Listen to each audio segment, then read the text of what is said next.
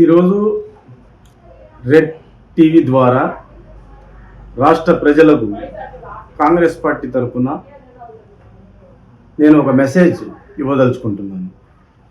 ఈరోజు రాష్ట్ర అధ్యక్షురాలు శ్రీ వైఎస్ షర్మిలారెడ్డి గారు ఆంధ్ర రాష్ట్ర అధ్యక్షురాలు అయినప్పటి నుంచి వైఎస్ఆర్సీపీ పార్టీ జగన్మోహన్ రెడ్డి గారి పార్టీ వ్యతిరేకించడం మొదలుపెట్టింది. ఎందుకంటే వాళ్ళ ఓటమి ఖాయమైపోయిందని చెప్పేసి వాళ్ళకి అర్థమైపోయింది. ఎందుచేతనంటే ఎవరైతే వాళ్ళు గెలిపించారో షర్మిలారెడ్డి గారు ఈరోజు వాళ్ళ ఓటమికి ప్రధాన కారణంగా ఆమె కాబోతుంది. కాబట్టి ఆ భయాందోళన వైఎస్ఆర్సీపీ నాయకులందరిలో మొదలైందని చెప్పేసి, గుండెల్లో గుబులు మొదలైందని చెప్పేసి మేము తెలియజేసుకుంటున్నాం. ఎందుకంటే ఈరోజు కాంగ్రెస్ పార్టీ వాళ్ళ కుటుంబంలో చీలికలు తెచ్చింది అని చెప్పేసి రాష్ట్ర అసమర్థ ముఖ్యమంత్రి జగన్మోహన్ రెడ్డి గారు చెప్పడం జరిగింది.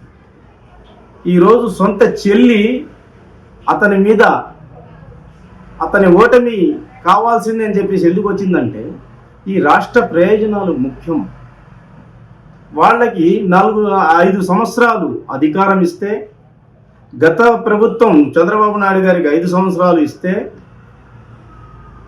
ఈ 2014లో ప్రధానమంత్రి అయిన మన్మోహన్ సింగ్ గారు ఈ రాష్ట్రాన్ని ప్రత్యేక హోదా, విభజన హామీలు, 10 సంవత్సరాలు ఉమ్మడి రాజధాని అని చెప్పేసి ఆ రోజు ప్రకటించడం జరిగింది. అయితే చంద్రబాబు నాయుడు గారు వాళ్ళ ఉద్దేశం ఏముందో అక్కడి నుంచి రాజధాని మేము పెట్టేస్తున్నాం గ్రాఫిక్స్ మొదలుపెట్టారు. గ్రాఫిక్స్ ఏదో ఒక రాజధాని అని చెప్పేసి అమరావతిని ఆయన చూపించడం జరిగింది. అయితే ఈయన వచ్చి ఒక రాజధాని కాదు 3 రాజధానులు అని చెప్పేసి రాజధాని లేని రాష్ట్రం ఆంధ్రప్రదేశ్గా మిగిలిపోయిందని చెప్పేసి నేను తెలియజేసుకుంటాను. అయితే వాళ్ళ కుటుంబంలో చీలిక కాంగ్రెస్ పార్టీ వేస్తుందని చెప్పేసి జగన్మోహన్ రెడ్డి గారు చెప్పడం జరిగింది.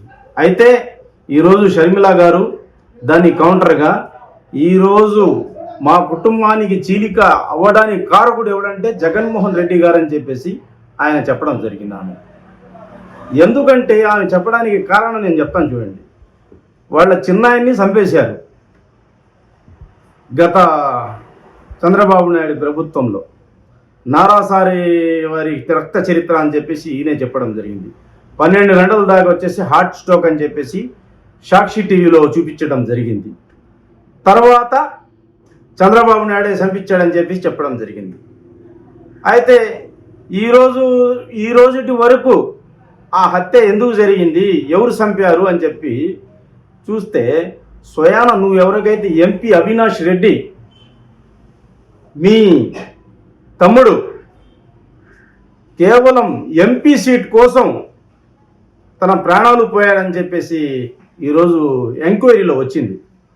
కాబట్టి మీ కుటుంబంలో చీలికకు కాంగ్రెస్ పార్టీ కాదు కారణం, నువ్వే కారణం అని చెప్పేసి షర్మిల గారు చెప్పడానికి ఇదే ముఖ్య కారణం అని చెప్పి నేను తెలియజేసుకుంటాం. అదేవిధంగా 16 నెలలు నువ్వు జైల్లో ఉంటే ఈ రాష్ట్రంలో 3000 కిలోమీటర్లు పాదయాత్ర నడిచి షర్మిలమ్మ నీ గెలుపు కొరకు, నీ కోసం ఈ రాష్ట్రం రాజ్యం రావాలని ఆమె యొక్క ఉద్దేశంతో ఆమె తిరిగి నీ గెలుపు కోసం తిరిగింది. అయితే కనీసం గెలిచిన తర్వాత ఏ రోజన్నా షర్మిలమ్మని నువ్వు పక్కన కూర్చోబెట్టుకుని ఒక ఫోటో తీసుకున్నావా? కనీసం వాళ్ళ ఇంటికి పోయి కృతజ్ఞతలు కూడా తెలపలేదు నువ్వు. అయినా ఆమె అవన్నీ బాధ పెట్టుకోలేదు. కేవలం ఈ రాష్ట్రంలో రాజ్యం ఉండాలా, చేస్తాడని చెప్పేసి 5 సంవత్సరాలు ఎదురు చూసింది. నువ్వు చేత కాదు అని చెప్పేసి, చేత కాని సీఎం అని చెప్పేసి ఆమె అభిప్రాయం పడిన తర్వాతే ఈరోజు కాంగ్రెస్ పార్టీలో చేరి ఆమె పార్టీని సైతం విలీనం చేసి ఈ రాష్ట్రాన్ని, ఈ దేశాన్ని కాపాడే పార్టీ ఏదైనా ఉంది అంటే అది కేవలం కాంగ్రెస్ పార్టీ. ఎందుకంటే గతంలో నా తండ్రికి 2 సార్లు పిసిసి చేసింది, అదేవిధంగా 2 సార్లు సీఎం చేసింది, ఒకసారి ప్రతిపక్ష నేత చేసింది, అదేవిధంగా ఎంపీ చేసింది, ఎమ్మెల్యేలు చేసింది, ఆ కుటుంబమే ఈరోజు ఉంది అంటే, ఒక గుర్తింపుకి వచ్చిందంటే అది కేవలం కాంగ్రెస్ పార్టీ వల్లే అని చెప్పి ఆమె దృష్టికి వచ్చిన తర్వాత, ఆమె మనసు కలిగిన తర్వాత ఈరోజు కాంగ్రెస్ పార్టీతోనే మన అభివృద్ధి, రాష్ట్రానికి మేలు జరగద్ది. రాజశేఖర రెడ్డి రాజ్యం రావాలన్నా, ఆయన యొక్క పాలన మళ్ళీ తిరిగి రావాలంటే అది కేవలం కాంగ్రెస్ పార్టీతోనే సాధ్యం. ఈరోజు చూడండి, అన్ని వర్గాలకు మోసం చేస్తున్నాడు. ఎక్కువ ముస్లింలు అయితే మోసపోయారు. దుల్హన్ పథకం గత ప్రభుత్వం చంద్రబాబు నాయుడు హయాంలో 50,000 ఇస్తా ఉన్నారు, ప్రతి ఒక్కరికి చేరతా ఉండింది. అయితే ఈరోజు నువ్వు వచ్చిన తర్వాత ₹1,00,000 ఇస్తానని చెప్పి అబద్ధాలు పలికి, మోసపూరిత మాటలకి నమ్మి మోసపోయిన ముస్లిం సమాజానికి వాళ్ళు ఈ పథకం దక్కాలంటే 2 10th చదువుకొని ఉండాలంట, అది కూడా పాస్ అయ్యి ఉండాలంట. పేదలకు ఇచ్చే దాంట్లో ఆంక్షలు అవసరమా? ఏ ప్రభుత్వంలో అయినా ఇట్లాంటివి ఉన్నాయా? పేదలకు ఇచ్చేటప్పుడు ఆంక్షలు ఉండకూడదు.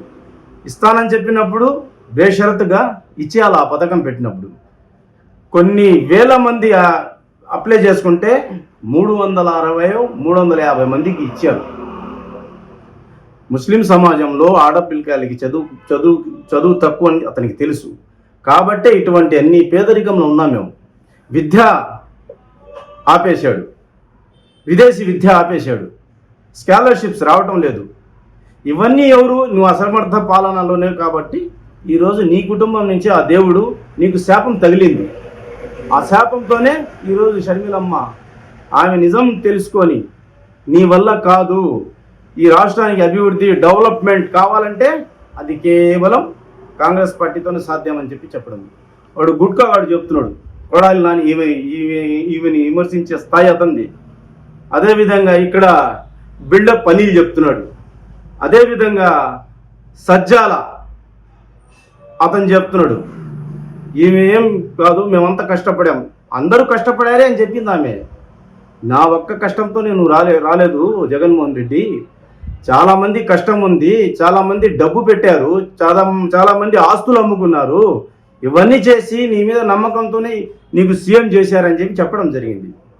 ఈరోజు ఆ పైన అసభ్యకరమైన ఈ వైసీపీ గూండాలు కొంతమంది సోషల్ మీడియాలో ఆమె పైన మళ్ళీ అసభ్యకరమైన పోస్టింగ్ చేస్తున్నారు. ఇటువంటి చీడ పొరుగు పనులు ఆపుకోకపోతే